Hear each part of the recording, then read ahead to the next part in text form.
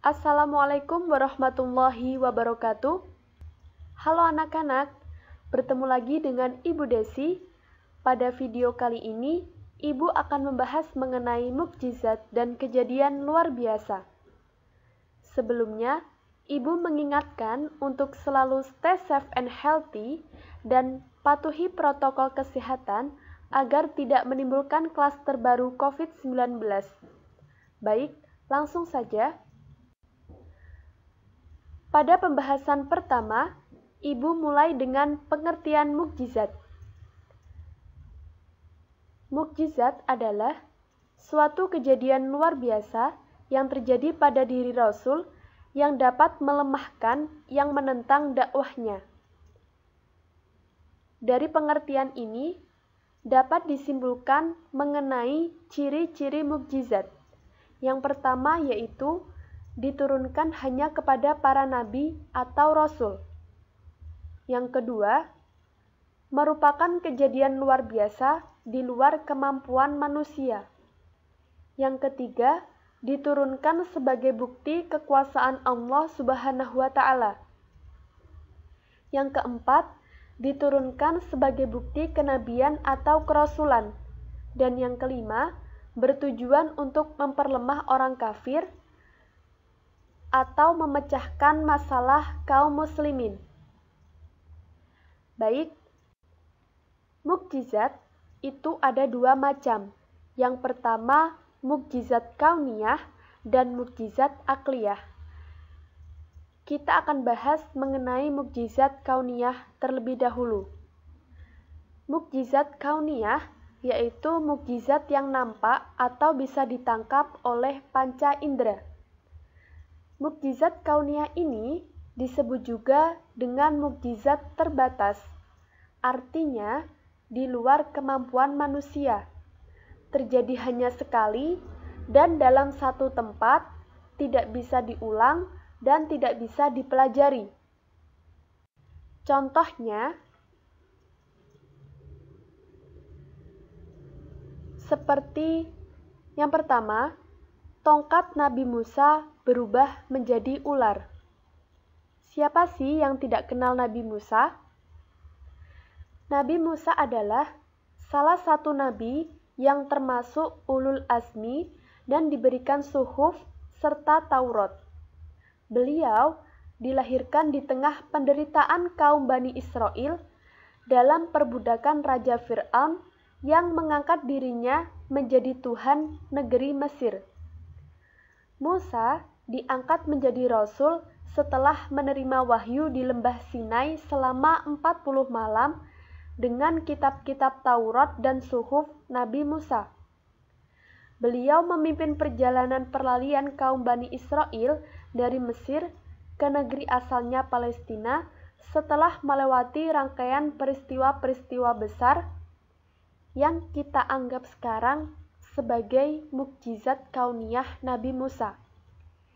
Yang pertama, Musa selamat dari pembunuhan Fir'aun setelah tongkatnya dengan izin Allah Subhanahu wa Ta'ala menjadi ular besar yang memakan seluruh ular sihir Raja Fir'aun. Yang kedua, saat melewati Laut Merah dengan cara memukul tongkatnya sehingga terbentang jalan di tengah-tengah laut tersebut. Sehingga Nabi Musa dan kaumnya dapat lari dari kejaran prajurit Raja Fir'aun. Yang kedua yaitu mukjizat Nabi Nuh dengan perahunya. Yang ketiga, mukjizat Nabi Ibrahim selamat dari kobaran api.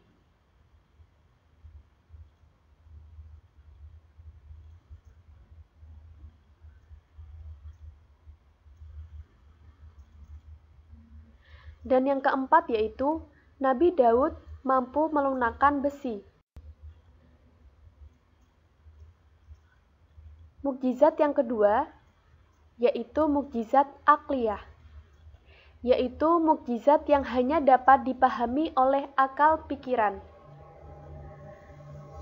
Ciri khusus mukjizat ini adalah berlaku universal atau sepanjang masa dan dapat difahami dengan akal pikiran. Contohnya, Al-Quran memiliki keistimewaan. Keistimewaannya apa? Yaitu kandungan yang luar biasa, susunan sastra yang indah, dan akan terjaga sepanjang masa. Baik, ini merupakan kejadian luar biasa selain mukjizat. Yang pertama yaitu karomah. Karomah adalah kejadian luar biasa yang diberikan Allah kepada hambanya yang sangat tinggi ketaatannya kepada Allah Subhanahu wa Ta'ala. Jadi, karomah hanya diberikan kepada hamba-hamba pilihan Allah Subhanahu wa Ta'ala, termasuk waliullah atau kekasih Allah Subhanahu wa Ta'ala. Nah, syarat-syarat terjadinya karomah antara lain, yang pertama, orang yang mendapat karomah bukanlah seorang nabi atau rasul. Yang kedua, tidak memiliki syarat khusus berupa doa, bacaan, ataupun zikir. Yang ketiga, terjadi pada seorang hamba yang solih, baik dia mengetahui terjadinya karomah tersebut ataupun tidak. Yang keempat, bertujuan menguatkan keimanan dan keislaman orang yang mendapat karomah tersebut. Dan yang kelima, diberikan Allah Subhanahu wa Ta'ala kepada hamba-hambanya yang benar-benar beriman serta bertakwa kepadanya. Contoh karomah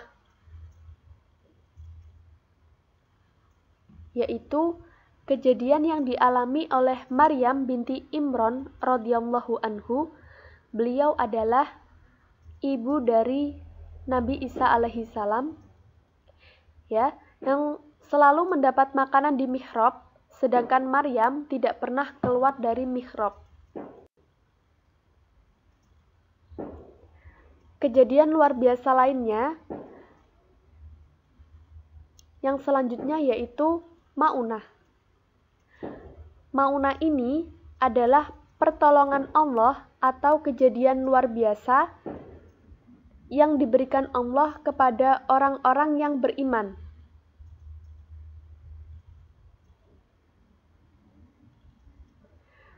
Dalil adanya Maunah ini terdapat dalam surat Al-Maidah ayat 120 yang berbunyi, A'udzu billahi minasyaitonir rajim. Bismillahirrahmanirrahim. Lillahi mulkus samawati wal ardi wa ma fihin. Wa huwa ala kulli syai'in qadir. Artinya, kepunyaan Allah lah kerajaan langit dan bumi dan apa yang ada di dalamnya, dan Dia Maha Kuasa atas segala sesuatu. Contoh dari Maunah yaitu seorang mukmin yang selamat dari kecelakaan pesawat sementara penumpang lainnya tidak ada yang selamat. Contoh lainnya yaitu seorang nenek yang terkurung dalam rumah yang terbakar. Pas pada waktu saat itu, nenek tersebut dapat membobol tembok yang kokoh dan selamat dari bahaya. Ini disebut Maunah karena secara akal sehat tidak mungkin seorang nenek dapat membobol tembok yang kokoh.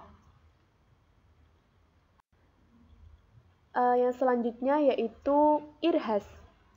Irhas yaitu kejadian luar biasa yang terjadi pada diri calon rasul sebelum diangkat menjadi rasul. Contohnya, Nabi Muhammad SAW selalu dinaungi awan saat perjalanan ke Syam. Ini terjadi saat Nabi Muhammad belum diangkat menjadi rasul, ya. Kemudian ada lagi peristiwa masa kanak-kanak Nabi Muhammad SAW, yakni dibedahnya dada Nabi oleh dua malaikat ketika ia masih dalam asuhan Halimah Sa'diyah. Baik, yang terakhir mengenai Hikmah, adanya mukjizat, karomah, irhas, dan ma'unah. Yang pertama, melemahkan dan mengalahkan alasan, usaha, dan tipu daya orang-orang yang menentang dakwah Rasul Allah Subhanahu wa Ta'ala. Yang kedua, bagi yang telah percaya pada kenabian, maka mukjizat akan berfungsi untuk memperkuat iman serta menambah keyakinan akan kekuasaan Allah Subhanahu wa Ta'ala. Yang ketiga, membuktikan kebenaran Rasul yang diutus Allah Subhanahu wa Ta'ala dan ajaran-ajarannya. Yang keempat, mempertebal iman kepada Allah Subhanahu wa Ta'ala. Yang kelima, mendekatkan diri kepada Allah. Yang keenam, diberikan pertolongan oleh Allah.